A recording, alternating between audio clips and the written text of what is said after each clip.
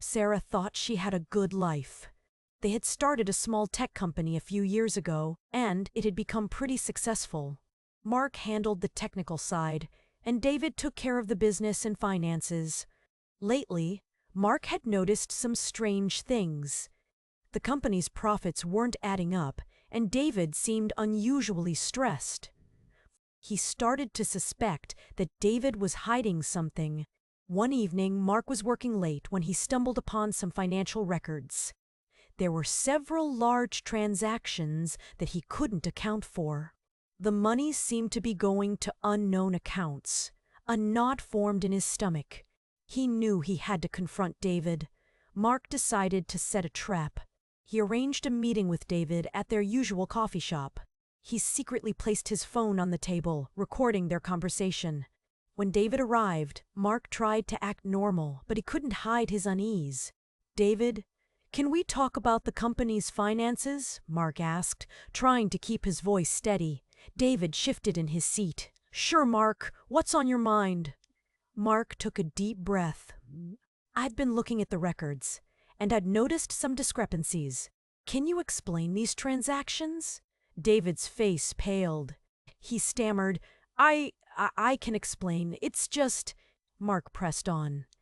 "David, please be honest with me. I'm your friend. What's going on?" David finally cracked. He looked down at his hands and confessed. "Okay, Mark, you're right. I've been taking money from the company." Mark was stunned. He couldn't believe what he was hearing. "How could you do this, David? We were partners. We were friends." David's voice was barely a whisper. "I needed the money. I had some personal problems, and I didn't know what else to do. I was going through a tough time with my family. I know it was wrong, Mark. I'm so sorry." Mark felt a mix of anger and betrayal. He had trusted David completely. Now, that trust was shattered. "How much money did you take, David?" David hesitated. "About $50,000.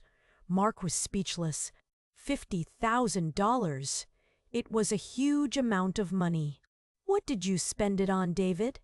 "I used it to pay off some debts and help my family," David said, his voice filled with remorse.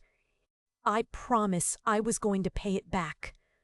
Mark didn't know what to say. He felt hurt and betrayed. He ended the recording. "For instance, I never found the meaning behind the coded messages they were sharing, and I still don't know if the disappearances in our city actually had anything to do with it, or if that was just the scary talk of internet weirdos." So be sure to subscribe for updates. Who knows what other secrets are hidden out there in the digital world? Either way, their relationship would never be the same. She knew some wounds were better left untouched. If you enjoyed this true story and want to hear more like it, please like this video, share it with your friends, and subscribe to our channel. We appreciate your support.